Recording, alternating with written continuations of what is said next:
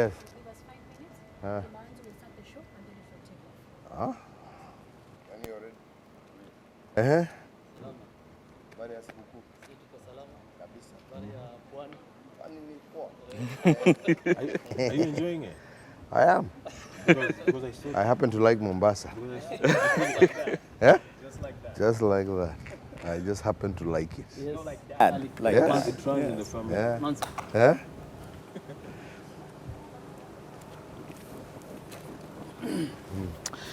Asante sana mtazamaji popote ulipo, natumai unatupata vema kabisa. Tunakuja kama tulivyokuelezea hapo awali kwenye taarifa zetu kwa njia moja kwa moja kutoka katika ikulu ya Mombasa. Hii leo tumepata fursa ya kuwa na kiongozi wa taifa, Rais Uhuru Kenyatta. Asante sana Mheshimiwa Rais kwa kuweza kutupa fursa vyombo vya habari hivi kuweza kukuhoji kuhusiana na masuala mbalimbali ambayo yanaendelea katika uendelezi wa taifa. Mimi naitwa Ali Manzo, natoka katika shirika la KTN, yani Standard Group hapa nchini Kenya. Labda niwape fursa wenzangu pia wajielezeni kina nani. Kwa majina naitwa Edward Kabasa, nafanya na KBC. Na mimi ni Mark Masai from NTV and the Nation Media Group. Na mimi ni Hussein Mohamed kutoka Citizen TV Real Media Services. Nafahamika kama Anders Ihachi kutoka K24 TV Media Max Network Limited. Karibuni sana. Asante sana Mheshimiwa Rais kwa fursa yako kwa mara nyingine tena.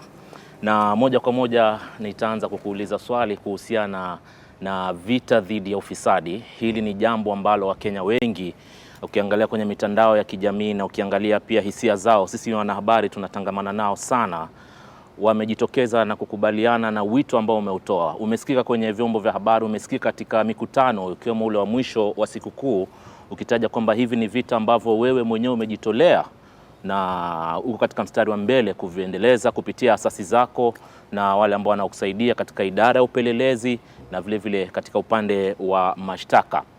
Wakenya wameona kweli watu wanakamatwa hapa na pale, lakini hakuna mshiko ule kwamba wanapelekwa kotini, haki inatendeka, wakufungwa wanafungwa na kadhalika. Hivi vita vinaelekea vipi Mheshimiwa Rais? Kwangu mimi naonelea ya kwamba vita inaendelea kwa barabara sawa. Kutoka upande ya upelelezi, kutoka upande wa DPP, na wewe mwenyewe umekubali ya kwamba kuna kesi nyingi ambazo sasa watu wamefanya upelelezi, wale wa kufanya mashtaka yani ofisi ya DPP wamefanya mashtaka, na hizo kesi sasa ziko mbele ya mahakama ya Jamhuri ya Kenya. Na sisi wote pamoja nami mimi tunatarajia ya kwamba pia mahakama yatafanya yale ambayo yanatakikana ndio Wakenya waweze kupata haki. Na ndipo hata kwa sikukuu ya Jamhuri nilisema, na sio kustaki, nilisema ya kwamba vile wananchi wa Kenya wamesema ya kwamba wanataka hii vita tushinde, na vile sisi kama wale ambao wako kati ya executive tumefanya upande wetu, na nafikiri ya kwamba tumesaidiana kwa njia zote kuhakikisha ya kwamba tumeweza kupatia idara zote ambazo zinahusika katika executive nguvu ambazo wanataka, pesa na kila kitu. Sasa ni jukumu la mahakama kuhakikisha ya kwamba wametendea Wakenya haki yao. Na mimi ni kuwaomba na waomba vile niliwaomba Jamhuri Day, kusema ya kwamba you have these cases friends before you, yeah, finalize them, yeah, and let Kenyans know the verdict. Let Kenyans know the verdict. Hiyo tu, na sina mingine naweza kuongeza. Mr. President, you said this in Jamhuri Day, you said it before, and there's no doubt that Kenyans are actually rating you highly now in the war against corruption. And I'll quote you what you said. You said, all arms of government must work together to ensure our nation gets rid of this menace. And you said, Kenyan spirits are dampened when we witness suspects released on ridiculously low bail terms, interference in legislative process, and the use of court process to delay justice. Yes, all arms need to work together. Everybody agrees with that. But where do you draw the line? Can the judiciary be active in terms of working together with all the arms of government in fighting corruption? They in as must far as be. determination is concerned, or should they just listen to the evidence before them? No, they must be. They must be. And by saying that they should be active, is saying that they should hear cases before them expeditiously, but secondly, also independently. We are not asking them to say whether a person is guilty or not guilty. That is their business. That is their jurisdiction. But what we are saying is that Kenyans are tired of seeing cases before our judiciary that take years, months and years. And we are saying, please, ladies and gentlemen, yes, you are independent, we accept. You are resourced, right? But Kenyans are expecting you to adjudicate in an expeditious manner. That's all. That's all we're saying. We're not telling you that this person is guilty. We are saying we have presented evidence to you. We have saying we have prosecuted. And by going through prosecution means that the prosecutor must also ascertain for himself independently that these are cases that should be in court. The prosecutor has ascertained that these are cases that should go forward. So all we are saying is that the judiciary should expeditiously and independently determine these cases. That's all. Is it time to maybe bring a law to give a time frame? Because how do they do that? Because cases are going on. Sometimes we hear the DPP calling for time, the police calling for time, DCA calling for time. They brought a case in court and they say they need more time. Well, these are issues that I think Kenyans should be concerned about, because, like I'm saying, we have the cases before. Kenyans want results from these cases, and including myself. And that is why I have determined to make it public that we need to expeditiously conclude these cases. Now, if our judiciary say that they require changes in the law, let them tell us that they need that, right? That they need additional time. But I don't believe so, right? Okay. We have gone through and established special courts, and we have funded them to establish those special courts. Let them go through and concurrently hear these cases, conclude them, and start new ones, right? That's all we are saying. All right. Don't you think that there is probably a problem with the independence of the judiciary? That corruption No. I will not agree that we need to interfere with the independence of the judiciary.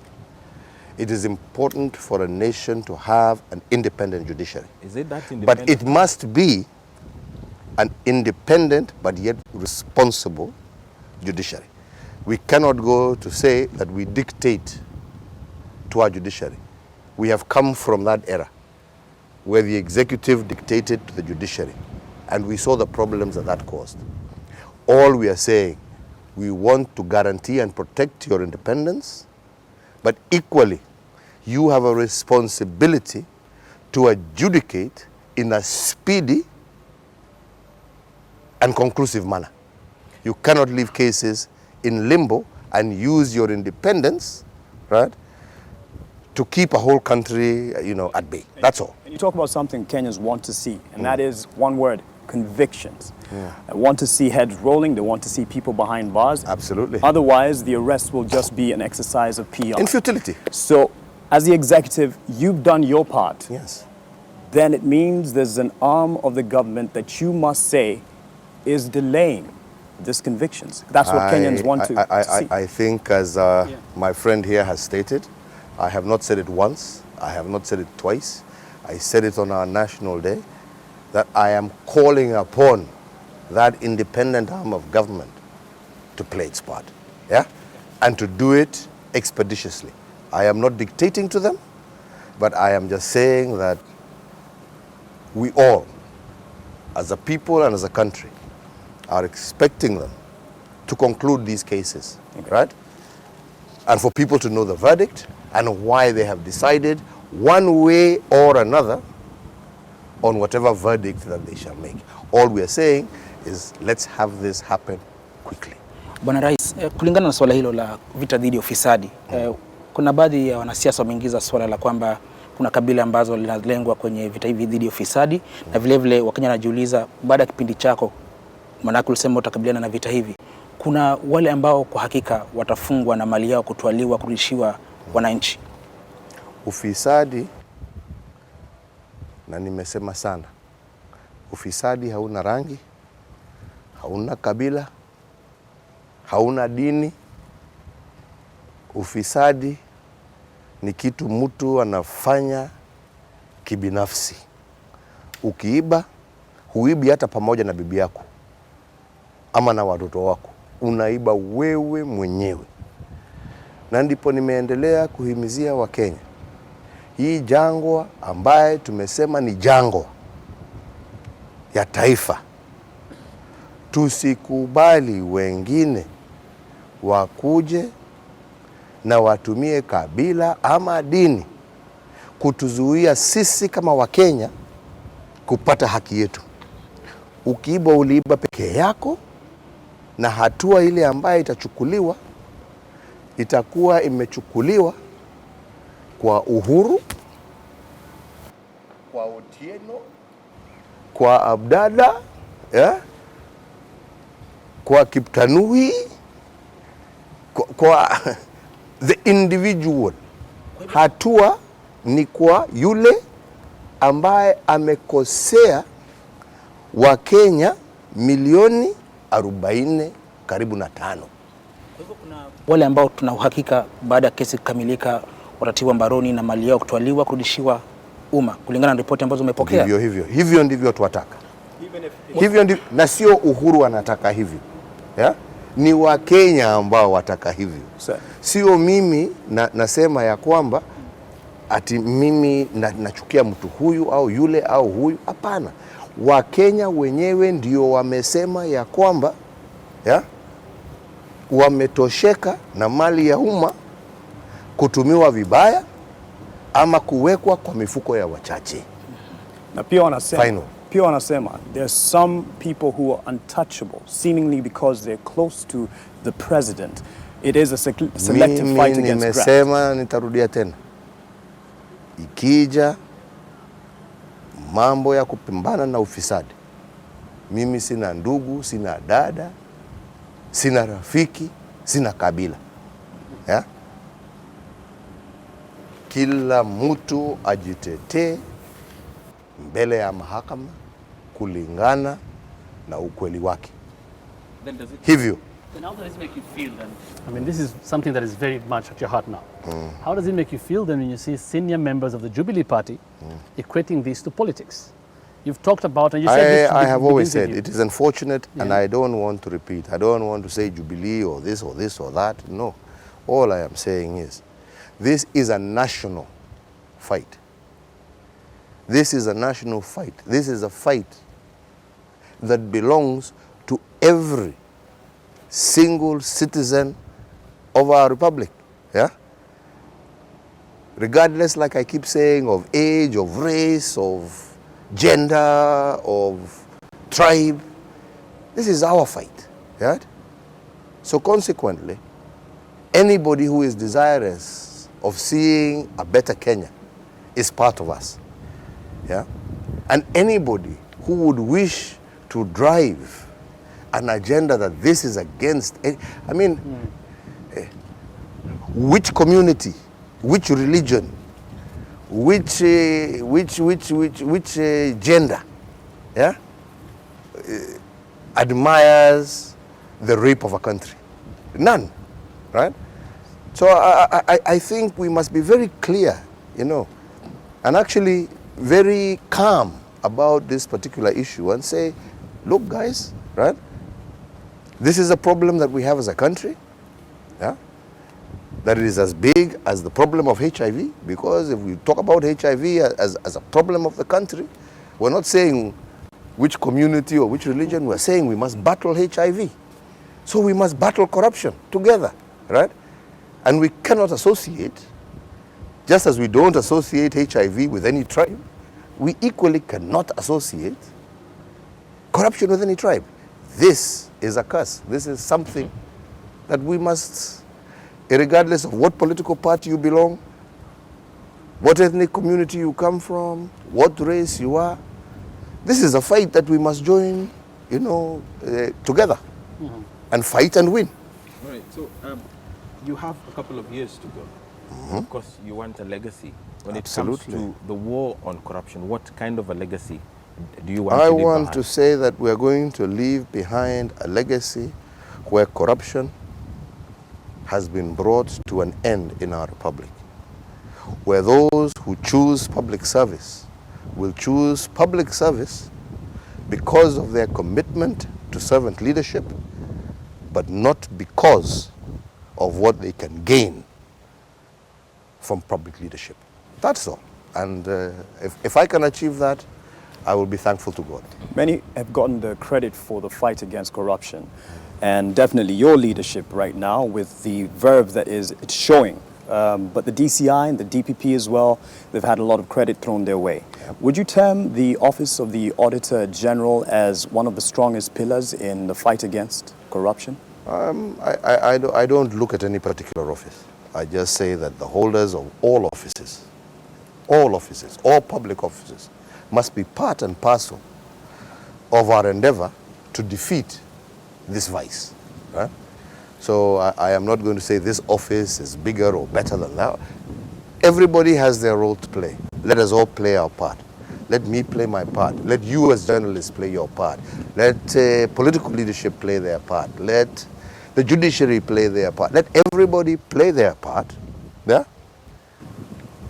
That helps us build and make a better republic, yeah, for the people of this land. Period. One more thing on corruption. Yes. What is your position on the recent remarks by the Director of Public Prosecution that some of these high-profile suspects continue to hold office even after being charged in court? Should they step aside, that is appointed or elected officers, both of them? And number two, ultimately for you, because you've been at this before, what guarantees or what shows you have won or achievement in the war of corruption? Convictions or prosecutions? How will you measure it? I agree, and I think that is what most Kenyans agree on, that our ability to show victory in this war is convictions, right? And that is why, if you recall, when we had this discussion a few years ago, yeah, there was all this clamor that cases that are going on are weak in terms of investigation, are weak in terms of prosecution. That is why we doubled back as the executive and we said, okay, let us now work on strengthening these agencies that belong to executive, that are responsible for investigation. And I believe we have done so. Not only by resourcing them, not only by bringing in new people, but also by building and bringing on board expertise even from outside the country, right, to support these agencies in order to have them develop and build, yeah, concludable cases. So I believe as an executive we have done our part, yeah, and that is why I keep saying, now these cases cannot be claimed as previous cases, yes. We took our responsibility, and I want to remind you, because people tend to forget, yeah, that when we pushed last time, we were told, no, the problem we have here is the cases that are coming before the judiciary. So I took that flag. We have done what we were required to do, and I believe now, yeah, we have stronger agencies, we have new people. We are cooperating, like I'm saying, with different people from across the globe who are supporting us and who also have the same information that we have, and they also believe that now we have strong cases, right? So all we're saying is, please, Let's conclude them. Labda la mwisho kwenye swala hilo la ufisadi. Tafadhali, hatuwezi kuongea juu ya ufisadi. Kuna umetoka Nairobi mpaka Mombasa kuongea tu subject moja. Kuna wengi wanajiuliza kuhusiana na baraza lako la mawaziri. Je, limekusaidia kwenye vita dhidi ya ufisadi? Maana tumeona ukiwaonya baadhi ya mawaziri waweze kusaidia kwenye vita hivi. Na nitaendelea kufanya hivyo. Nitaendelea kuonya Wakenya wote ambao wamepatiwa jukumu na wananchi wa taifa letu kuwa wako na majukumu na vyeo mbalimbali. Jameni, msisahau mmepatiwa hiyo vyeo, ya? Ndio muzingatie maisha na mali ya umma. Hamujapatiwa hiyo vyeo, ya? Mujisaidie wenyewe. Allah. Na mimi kama rais, na mimi kama kiongozi wa nchi, lazima, sisemi ya kwamba wanafanya, lakini lazima kila wakati ni wakumbushe, jamani, kumbukeni, tuko hapa sio kwa niaba yetu sisi, lakini kwa niaba ya wananchi ambao wametupatia nafasi na jukumu la kusimamia umma. It is my responsibility as president to constantly remind, not to say that I'm accusing anybody, but to constantly remind that that is why we are in the positions we are in.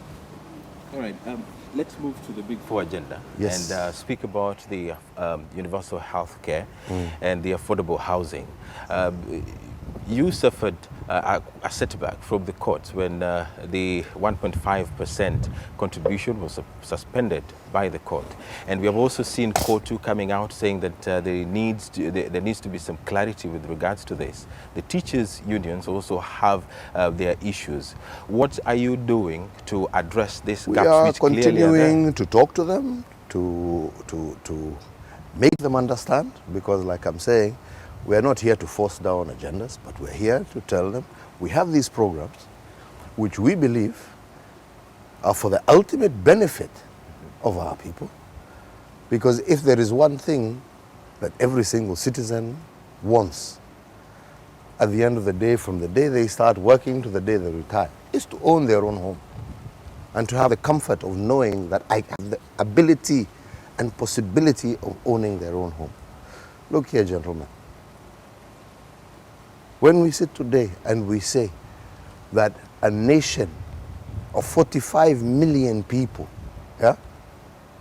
has less than 500,000 mortgages, what does that tell you? What does that tell you? It tells you that the majority of Kenyans are not given, they don't have the opportunity to own a home. So what we are trying to do is to put in place programs that will enable the majority of Kenyans to be home owners instead of rental fellows. This is what we're trying to do. Right. Yeah? And unfortunately, with all new programs, there will be a lot of misgivings, a lot of misunderstanding, a lot of lack of clarity. And all we're saying, even for those who are going to court, please come, let's talk, let's explain to you what we are trying to do. Right? Okay? What are your fears? Yeah? We don't have to challenge one another, because at the end of the day, the monies that we're trying to raise is actually trying to encourage a saving culture in Kenya as opposed to a spending culture. And you're saving to eventually own a home. Right? But like I'm saying, with every new policy or program, there will always be challenges. I have no ill will against all those people. All I'm saying is, come, let's talk, let us explain to you. And to those that we are explaining to, they understand, they appreciate. If they have issues that they think we can correct, we try and correct and we fix. But ultimately, none of us can be opposed to saying that we want our Kenyans to be homeowners. Right? That is what we're trying to do. We want our people to be homeowners. You say they have different issues. I'll just enumerate one or two if you allow me. I mean, first, some say, why would somebody be forced to pay the tax yet they may not necessarily buy You into see, the plan. that's where have you're different getting it wrong, priorities. because we are misleading people by telling them that it is a tax. It is not a tax. It is a saving. It is a saving and a contribution towards owning a home. All right? It is not a tax. And people, unfortunately, are calling it is not a tax. It is a saving, a contribution, right? That ultimately, even if you don't get a house, right, that money goes back to the individual. Right. Yeah? And that is why I talked about initially building and developing a culture of saving in society. All right? Okay? Right. So when we now are out there saying that we're taxing, it's like you're taking money away from people. That's not what we're doing. Right? Okay. What we're doing is saying you're contributing, and ultimately your contribution is helping you become a homeowner. Fair enough. That is what we're doing. Right. So what do choice? Yeah. Sorry? Priorities. It should be by You choice. see, this is where we're saying, if you say by choice, right? We have had all these independent, and that's what I'm saying, you know, let's not go too far. All right? Let's not go too far, right? I've just told you here, right? Gentlemen, we are living in a scenario where, as a country since independence, we have less than 500,000 mortgage holders. Less. I think it's actually probably closer to 200,000, right? Right? And you can do this homework for yourself, right? We have people, right? When you go and try and borrow for a house, you're given a loan for 5 years. My friend, 5 years. How do you repay, yeah? A loan for a house in 5 years, and this is what encourages all these corrupt practices. And that's why we're saying we have to build a system, right? Culture. Where somebody, and a culture, where somebody is able to say, look, I know I can borrow for 20 years because I know, nimetoka shule, nimepata kazi, I have 20, 30 years of work life, right? Then I can have an affordable mortgage, right? Now, if government doesn't get involved in that process, if all Kenyans don't get involved in that process, we continue with this system that becomes exorbitant. And that is why you don't have affordable housing in the country, right? So you need to actually look as to where we are coming from and where we are trying to go to, right? And what we're trying to say is that if we want Kenyans to be homeowners, we must develop and build products, right, that actually make that possible, right? And that's what we're trying to do.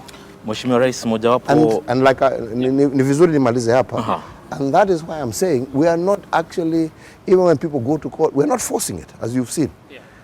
We keep saying kujeni tukae, let us explain to you, hivi ndivyo tunajaribu kufanya, hivi ndivyo tunajaribu kufanya, kwa sababu hii swali yako ni gani, shida yako ni gani, tunakuelezea.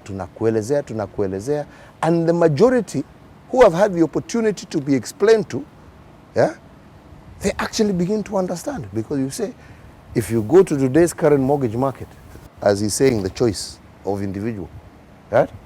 You tell me where you can get a mortgage today, yeah, at less than 30,000 shillings. How many Kenyans can afford that every month? And that is why we're saying we want a product that fits into, right, what Kenyans can afford. So we have to build that product, right, in order for many, many more to be able to access housing.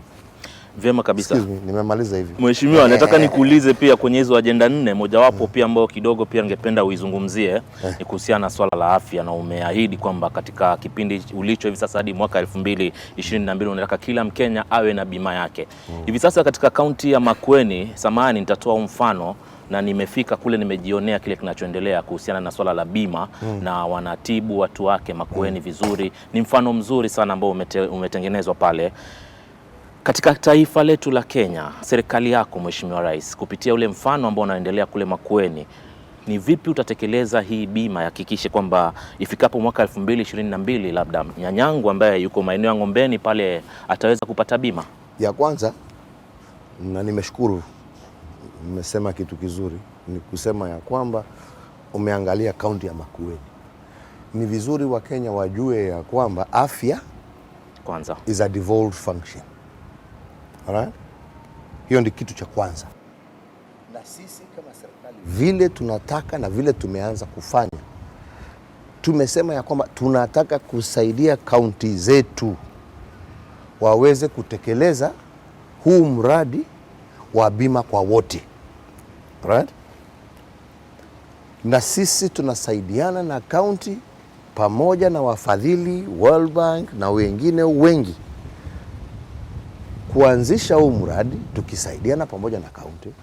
Na ndipo tulisema ya kwamba kuna kaunti zingine ambazo tayari zimeanza na tumewapatia heko na hongera, lakini tunasema kaunti zote 47 tunataka pia wafanye hivyo, right? Na waweke umuhimu kwa afya na waongeze pesa zao kwa afya, na sisi kama serikali tuwasaidie pamoja na wafadhili na wengine tuongeze. Na ndipo tukasema tuko na program na a program that can be applied across the country. Na hiyo program tumedevelop kama serikali kuu pamoja na counties pamoja na wafadhili, lakini tukasema yastahili mbele ya kurukia kusema huu ni mradi ambao utazungushwa kwa county 47, right? Tufanye a pilot ya counties 4. Na tukasema right? Wacha tujaribu county 2 ndogo, tukachukua Isiolo, na tukachukua Isiolo county ndogo low population, tukachukua Nyeri county ndogo big population, tukatoka hapo tukachukua Machakos county kubwa big population, na tukachukua Kisumu again county ndogo but big population. Tukasema let us use this as trials, kwa sababu hatusemi ya kwamba tuko na kila kitu tumelainisha kabisa. Let us use these counties kama trial, right? Tuone ni nini inafanya kazi, ni nini haifanyi kazi, na tukajipatia muda wa mwaka mmoja kufanya hiyo trial.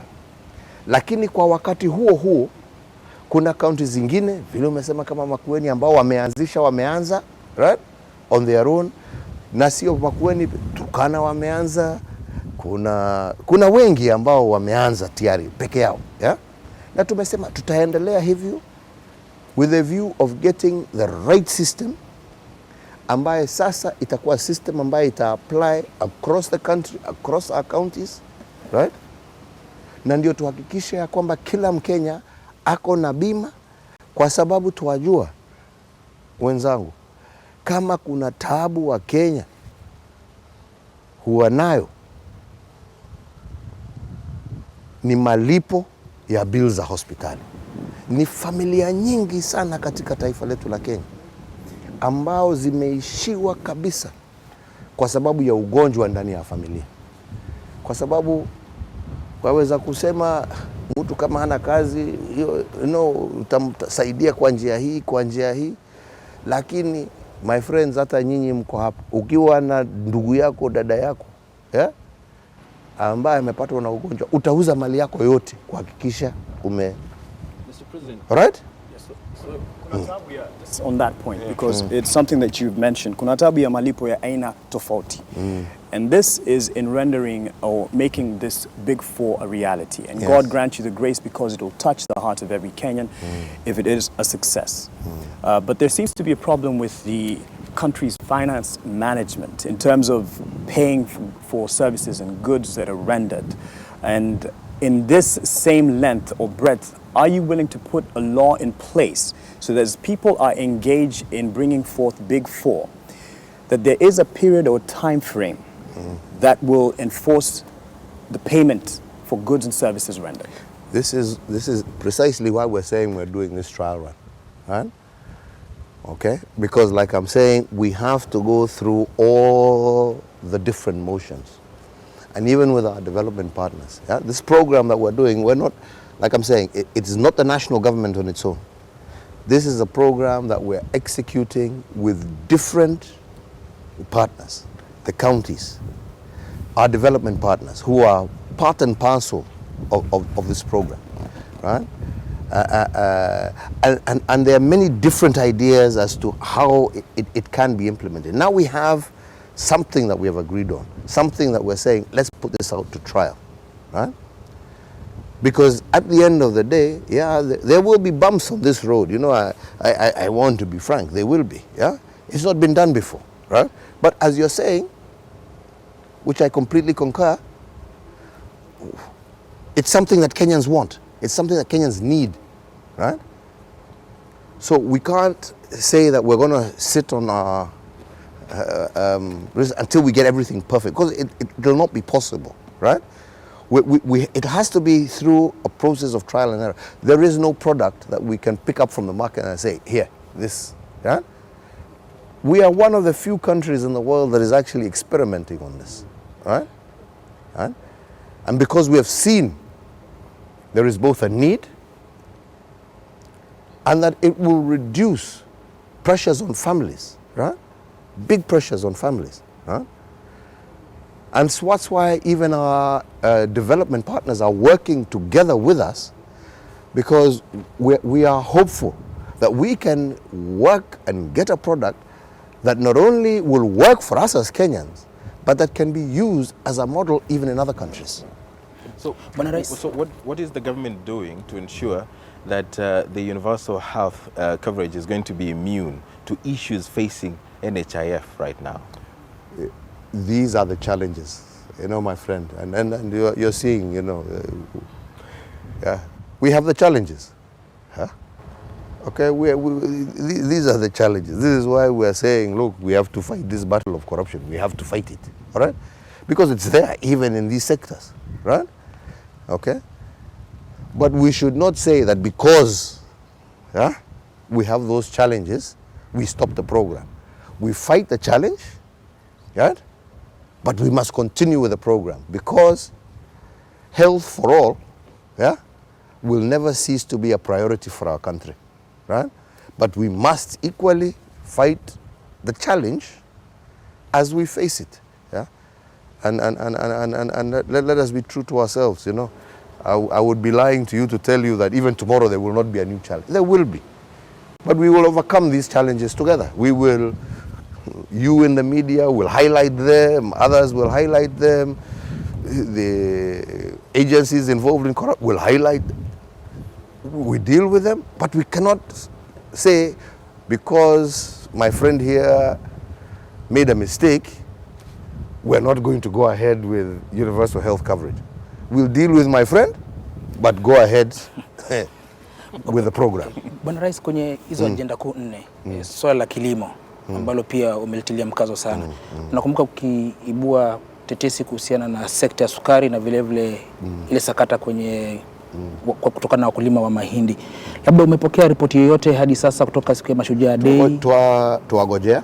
Unajua Mashujaa Day tulisema ya kwamba tumeweka kamati, na mimi nikasema tunataka hii kamati iwe transparent. Nikasema sio tu wizara ya kilimo peke yao, tukaongeza hata pia watu wa county, na tukasema waende, watafute, waangalie, waje na ripoti ile ambaye itatuangazia tabu ambazo ziko na suluhu ambazo pamoja tutaweza kutekeleza, ambazo zitaweza kurekebisha sekta hiyo ya mahindi na sekta pia ya sukari. Na kwa wakati huu ni siku chache tu nikaambiwa wanaendelea, nagojea ripoti ikija haitakuwa ripoti ya siri, tutawatangazia hii ndio ripoti, hivi ndivyo tumekubaliana na hivi ndivyo tumesema tutatekeleza marekebisho in these sectors. So siwezi nikwambia ya kwamba hivi ndivyo tutafanya mpaka kwanza hiyo ripoti ikuje, ambaye Wakenya watapata pia nafasi ya kujadili na kuangalia matokeo ya hiyo ripoti, na ndio pamoja tuweze kujua tunaenda namna gani. Bado wawe na tumaini kuhusiana na usemi uliosema kwamba kutakuwa na ripoti na kutakuwa na suluhu. Yes. Kwa sababu kamati tayari zafanya kazi. Speaking of matumaini, because it's tied up to the Big Four. Again, yes, we can't repeat it enough, it's big for Kenyans, not just for Jubilee, the government. And as we look forward to the dream of the Big Four, there's a heavy cloud of national debt.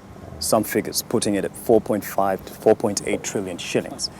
And 4.5 to 4.8 trillion shillings. And one has to ask, even as we want to realize more, what are we doing? What's your plan to manage our debt crisis? Is it austerity or seeking more growth by spending more?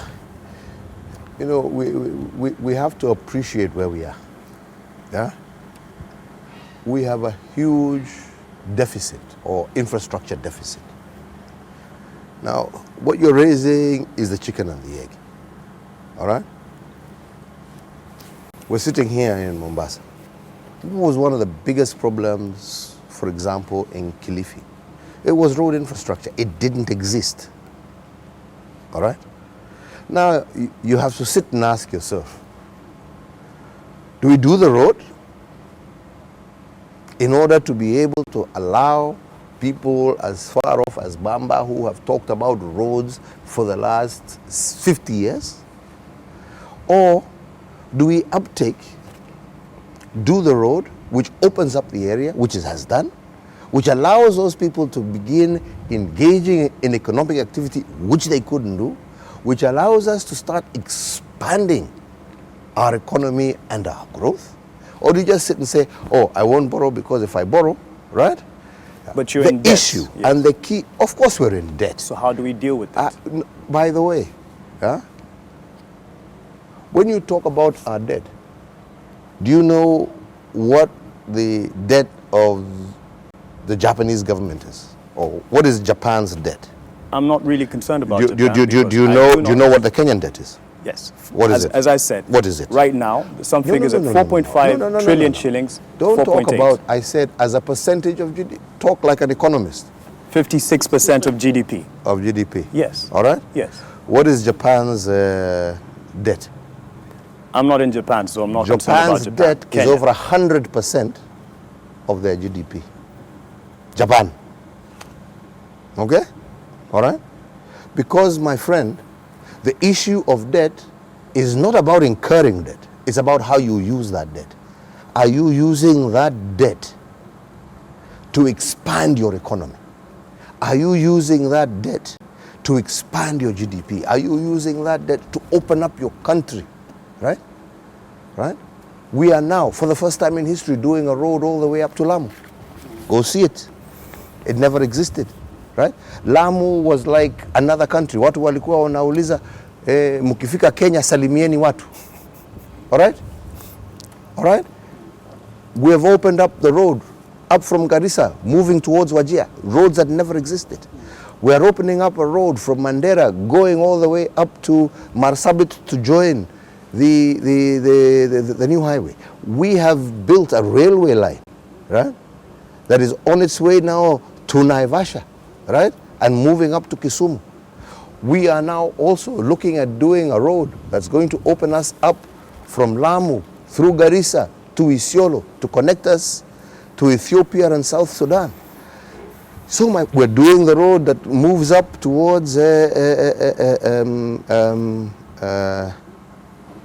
South Sudan, all right? Which again opens up huge trading opportunities with our neighbors. So, my friend, problem with debt is if you use it to consume, all right? I am confident that Kenyan debt, which is why it is so solid, is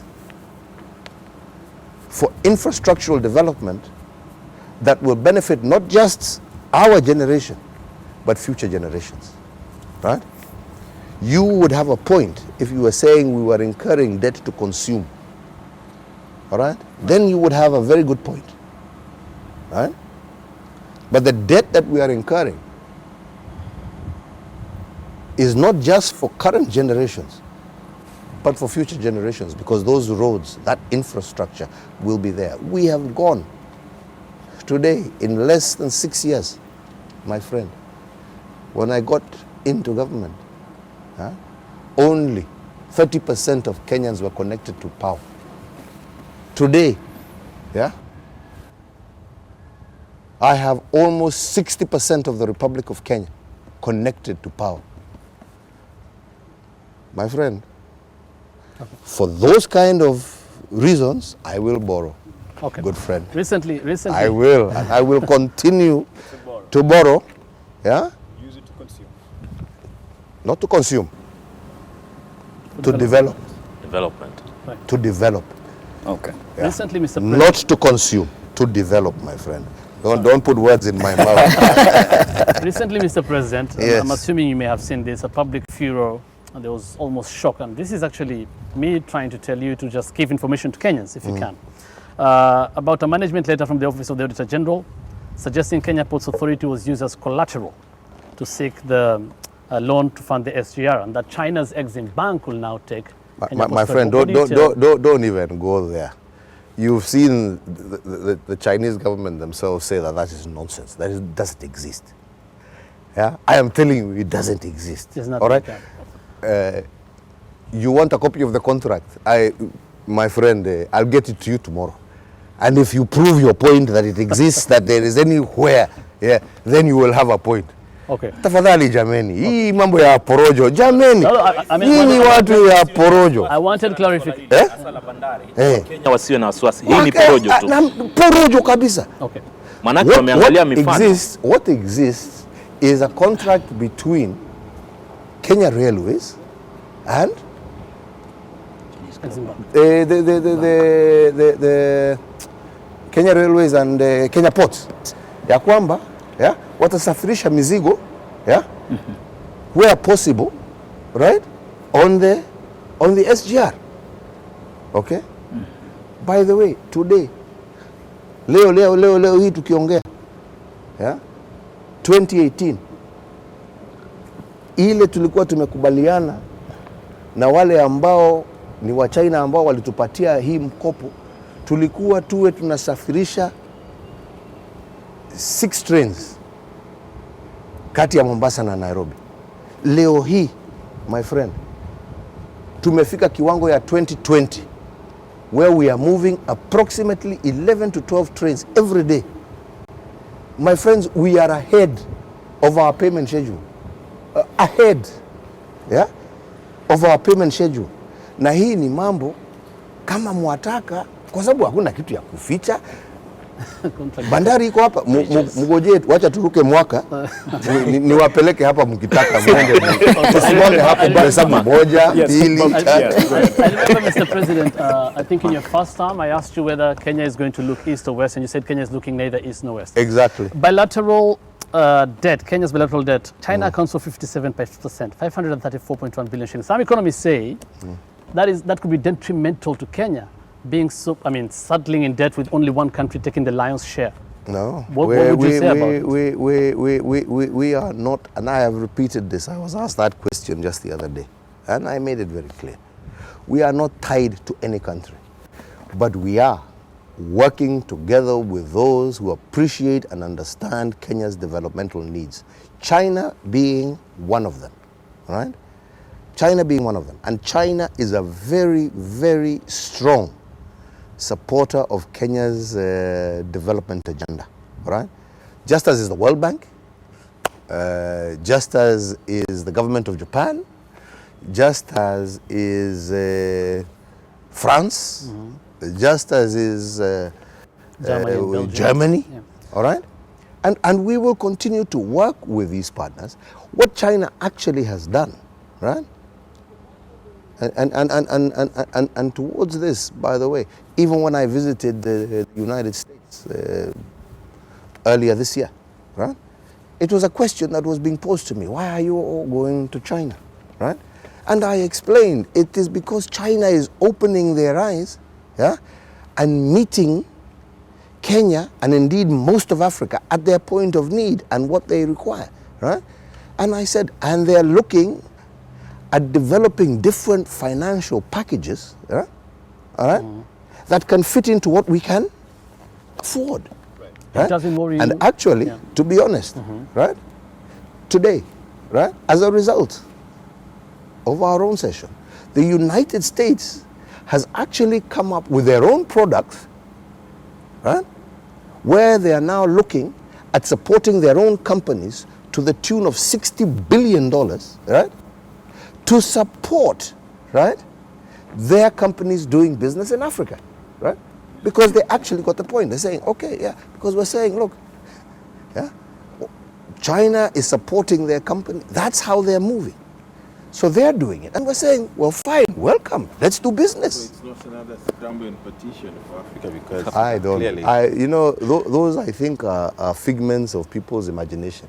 I believe that if they have an interest, yes, they have an interest to trade, they have an interest to improve their own GDP, just like we in Kenya have the same, you know, right? Yeah. But it doesn't mean, right, that they are out there to recolonize, or they have never colonized us. They themselves have been a colony, all right?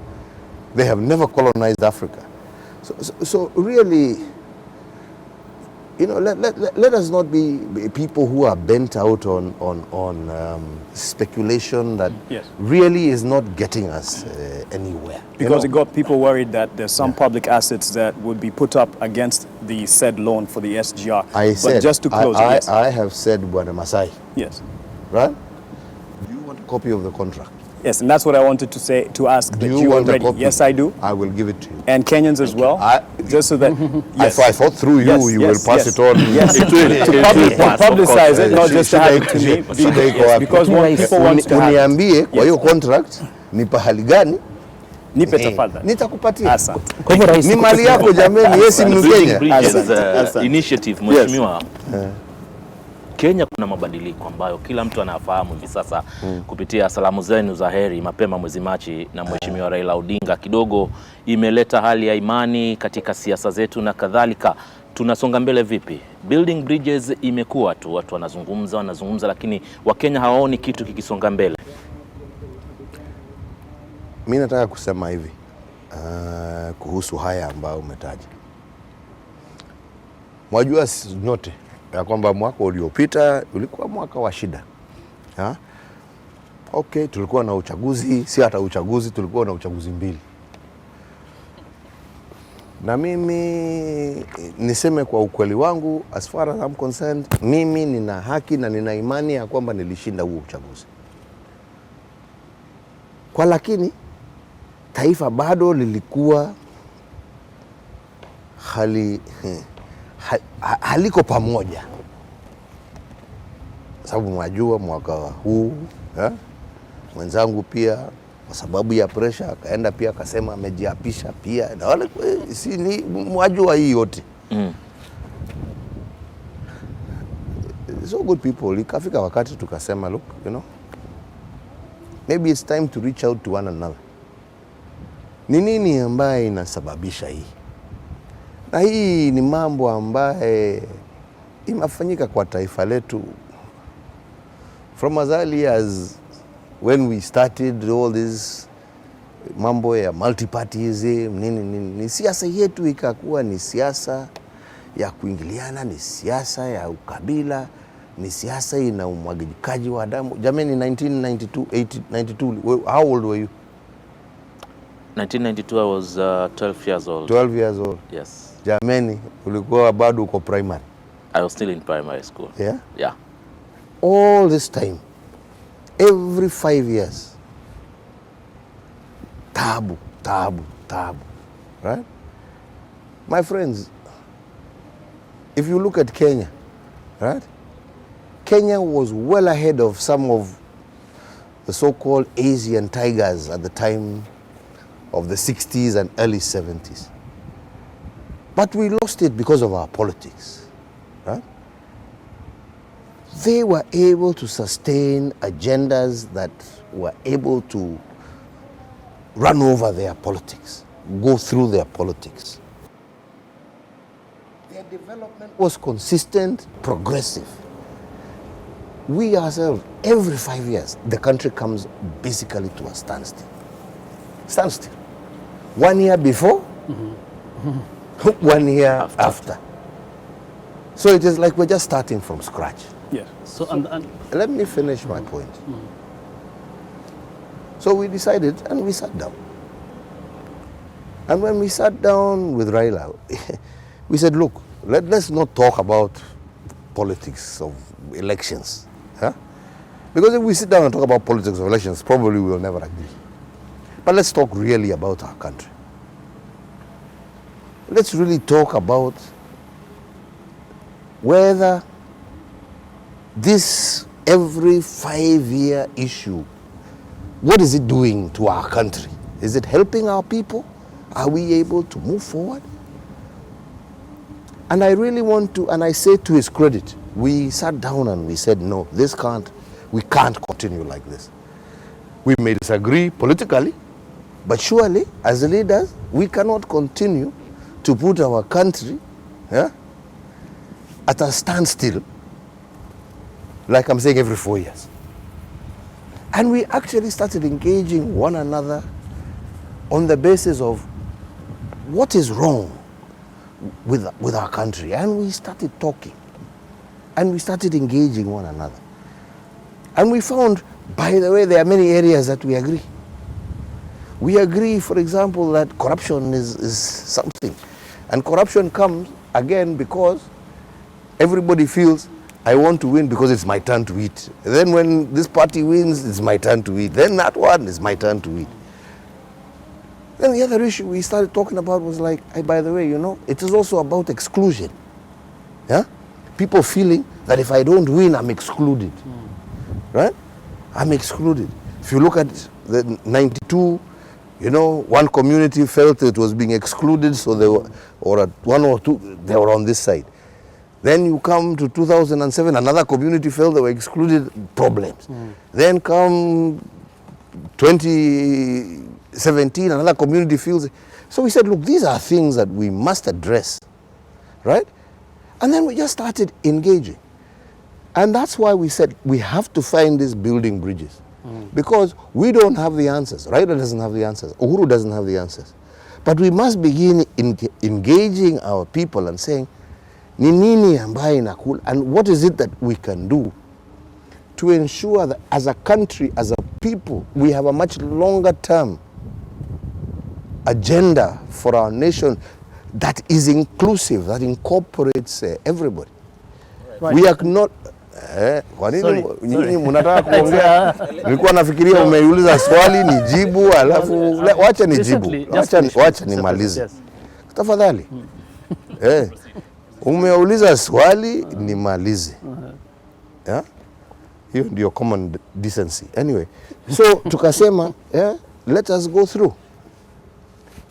And we started discussing on a variety of different issues that we thought actually affect the country, right?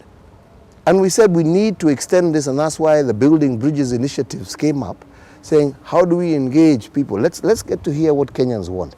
Let's get to understand what causes people to feel this way. What causes people to feel excluded? How can we deal, with some of these issues, but deal with them as a people, right? And this is an agenda, and I want to be very frank. Yeah? This is an agenda that I have engaged Raila for most of this year, right? And other leaders as well who we are trying to bring on board. And it is an agenda I will not. Sisimami, hii tunaendelea naye. And I really believe I have a partner, in Raila who believes, right? Yeye ni mtu ya ODM, mimi ni mtu ya Jubilee, right? But on this issue, tumeamua ya kwamba Wakenya hawatapigana tena, na lazima tutatafuta njia ya vile tutafanya siasa zetu, right? Kama taifa, bila kugawanya Wakenya na bila kuwa na society ambaye imewacha wengine. On that one, He is my partner na tuna drive hii. Okay. Na hiyo nimemaliza. Thank you. Semeni sasa. Your Excellency, recently in Kisumu, you said we must examine, it's what you're talking about, we must examine the winner-takes-all approach to elections, whether it's a good or bad thing for our country. In the March 9th statement, when you shook hands, you talked about changes that are required in our system of governance. People have been talking about clamor for constitutional change and referendum. Is this what you mean? Are you saying we need a new structure of government? I am not saying anything, and in fact, that's why I'm finding it quite surprising that people are engaging about whether there shall be or there shall not be a referendum. I want to ask you, Hussein, yeah? Do you not want to be part, yeah, of an agenda that says Kenyans should talk to one another and find out why is it that we are always at loggerheads every 5 years? Do you not want to be part of an agenda, right, that says how do we ensure that corruption, yeah, is fought? Do you not want to be part of an agenda that says, all right, why can't we agree on the basics, you know, healthcare, housing, as we're talking about, things that affect our people, right? And have a much longer term viewpoint that actually overrides any individual, right? Because in 10 years, as a whole, I will not achieve all of those things. No leader will. We must have a system that looks well beyond and looks actually at our grandchildren, right? Now, don't you want to be part of that discussion and say, what is this that is denying us the ability to do that? And that is actually what we are engaged with Raila. We have never, for one day, spoken about 2022 with Raila. So I am surprised when I start seeing people, oh, I don't know, we are talking about things that we believe if we can fix them, we have fixed them for generations to come.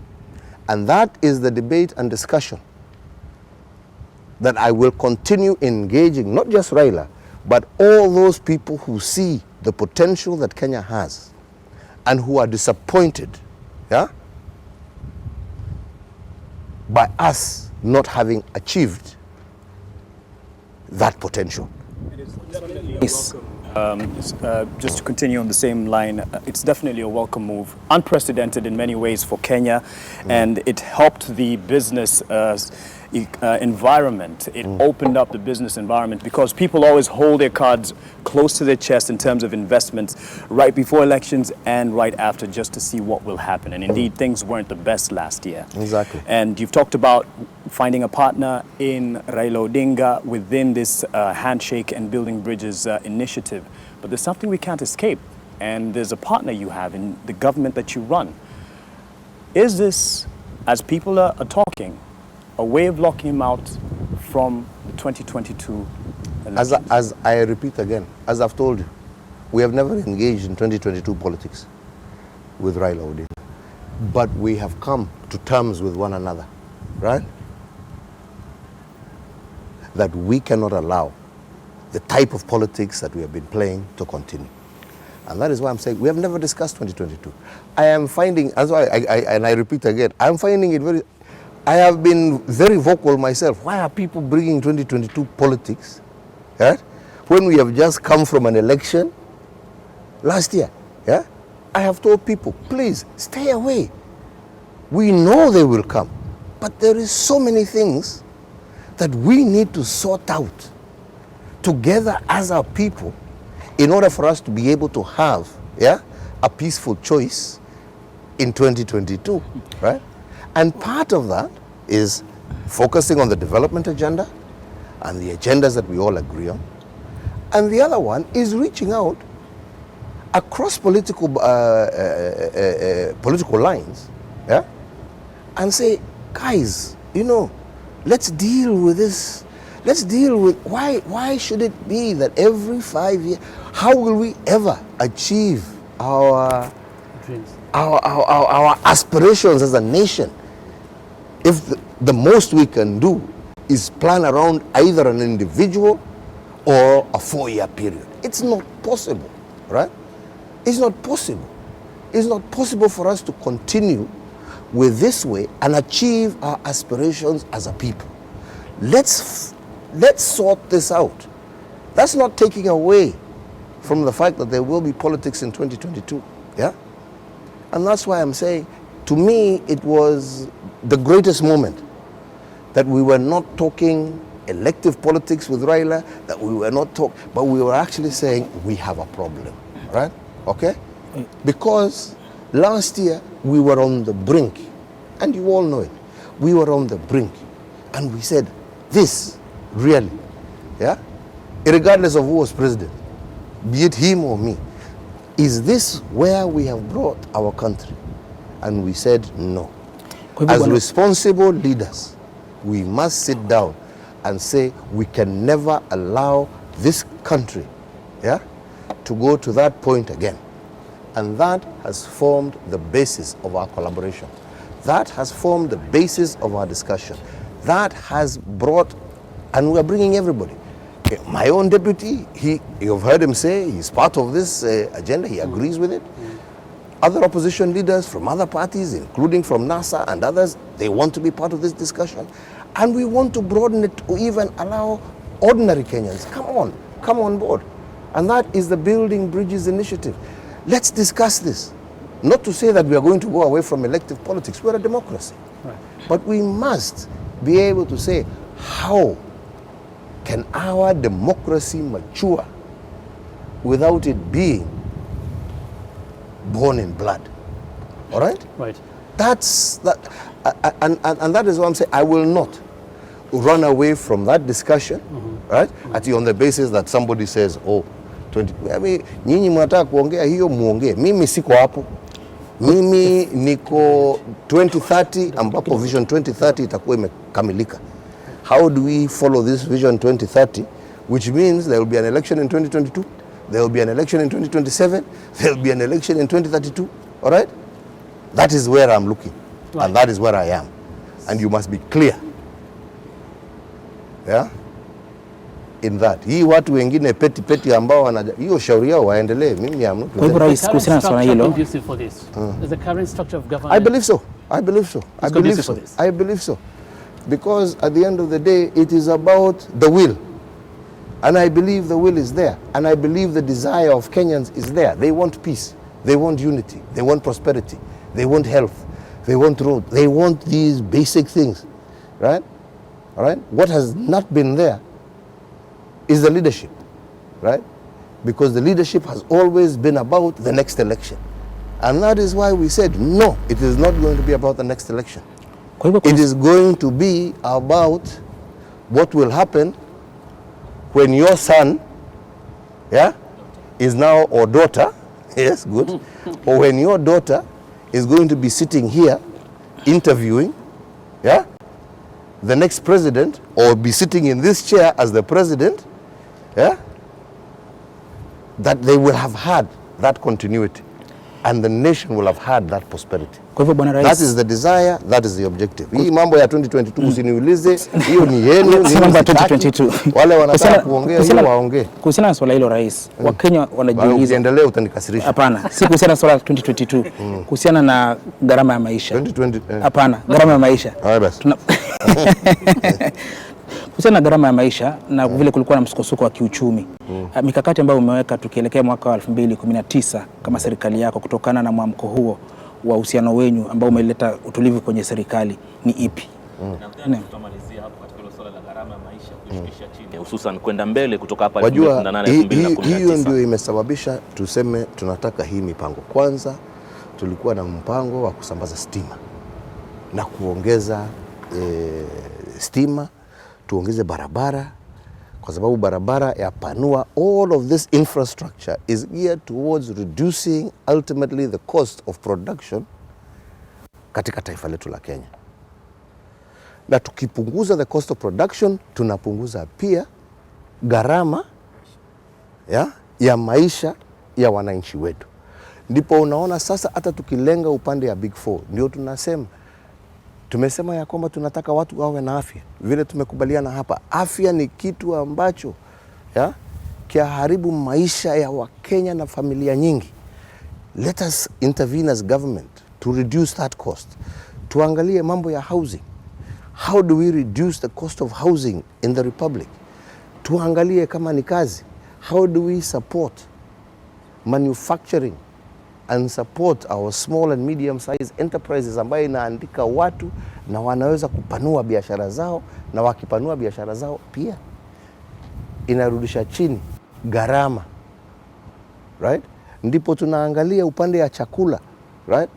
How do we ensure watu wako na the right healthy food, yeah? Nutrition and cost. These are the things that we are doing as a government.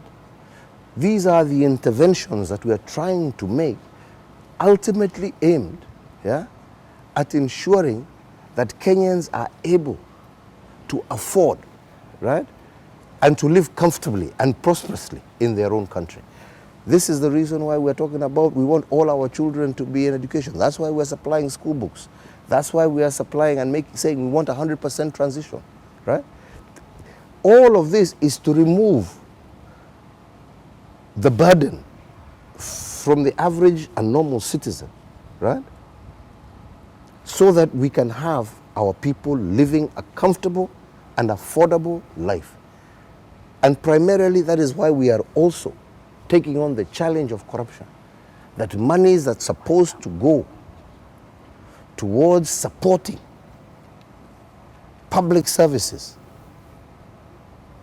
is protected and we use it to the benefit of the ordinary mwananchi. Kwa hivyo miradi hii yote msingi wae mwishoni ni kuhakikisha ya kwamba tumepunguza gharama ya maisha katika taifa letu la Kenya. All right. Yes, we are pressed for time, Mr. President. But just one last one. The competency-based curriculum. Governors have raised queries with regards to this. How much will it cost the country and how will you raise that money? You know, already we spend approximately 400 billion shillings every year to support our education. This is a program and a project that has been looked at again and again for the last almost 4 or 5 years. It's not something new. We have to prepare our children for the challenges as well as the opportunities of the future, which meant we had to relook at this. We have also agreed that we don't want to do this overnight. And we know we can't. We want to do it progressively. We want to start with the first from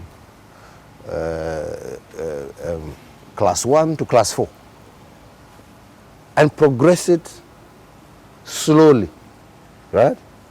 Maturely, learn from our mistakes, continue improving, right? The first exams will be years to come, my friend, right? We want Kenyans to please appreciate and understand that the competence-based education that we're saying is to prepare our children for what this tomorrow holds. Yeah? We can't continue churning out university students who can't get jobs. Yeah? And yet at the same time, importing technical people because we haven't got the necessary skills at hand. We must begin training our people, like I am saying, for the challenges as well as the opportunities that the future portends. And we can't, and it will not be a start-stop. Hii ni kitu ambacho tuwataka tukubaliane kama Wakenya ya kwamba watoto ni wetu, tuwatayarishe pole pole. Na mimi nataka kuomba msamaha actually kwa niaba ya serikali kwa sababu ya confusion ambayo serikali yenyewe imeleta. Huyu amesema, huyu anasema hii, huyu anasema. Mimi nataka kuomba msamaha. Yeah? Curriculum tutaendelea naye. Right? Na sisi tutarekebisha ndani ya serikali ndio tuongee na sauti moja. Kwa sababu hapa hatuongei juu ya mahitaji yako au mimi. Tunaongea juu ya masilahi ya watoto wetu ambao tunataka tuwatayarishe kwa yale ambayo atakuweko miaka 10, miaka 20 ijayo. Na hiyo yatakikana tuwe na cohesion na tuwe tunafikiri pamoja. Bwana Rais, sisi ni wageni wako leo, umetuambia tusizungumzie mambo ya 2022. Hiyo mimi tufanye endelea na siasa, sijui kama ni finally ungeniruhusu nikuulize moja uzime wa siasa mara moja. Zima basi. Haya basi nakuuliza Bwana Rais, juzi tumemwona Vice Chair wa Jubilee akiongea na akisema ile pact kwamba hakuna pact. Hiyo ndio mimi nakwambia, wale ambao wanaongea hiyo wanaongea yao. The pact is yangu mimi najua tuko na chama yetu, tutakuwa na mpango yetu uko mbele, kama vile wale wengine watakuwa na mipango yao, lakini lazima tutayarishe kwanza inchi, ya? Kulingana na vile tumeanza kuongea hapo na ndugu yangu Raila, kuhakikisha ya kwamba damu ya Mkenya haitamwagika tena kwa sababu ya siasa. Hiyo ndio lengo langu sasa, na nikiangalia mbele. Wale mnataka kwenda kukimbiza uchaguzi, kwende, mimi siku na mimi. Asante sana Mheshimiwa Rais, tunafurahi sana. Muda hauko nasi, lakini tunafurahi muda ambao umetupa. Nashukuru mmekuja kunitembelea. Asante sana kwa kuwa wageni wako. Wakenya wamesikiza na wengine wametazama vilivyo ujumbe ambao umetoa. Bila shaka na imani pia mwisho wa mwaka una ujumbe maalum ambao utawapa. Hatuna la ziada ila kusema shukran, na tunarudisha katika studio zetu kule jijini Nairobi, waendelee na vipindi. Asante sana Mheshimiwa Rais. Karibuni sana, na nichukue nafasi tena kuwa wish Merry Christmas, Happy New Year. Tuje pamoja jameni, na munisaidie kwa hii kazi ya kulete wa Kenya pamoja. Hiyo ndio jukumu langu na lenu na la kila Mkenya. Asante sana. Mungu awabariki. Asante. Asanteni. Hiyo utapata. Usome. Ukipata huo kurasa ambao unakuambia hiyo unasema. Lakini ukikosa uwe mwanaume utangaze kwa Wakenya. Safi, asante sana.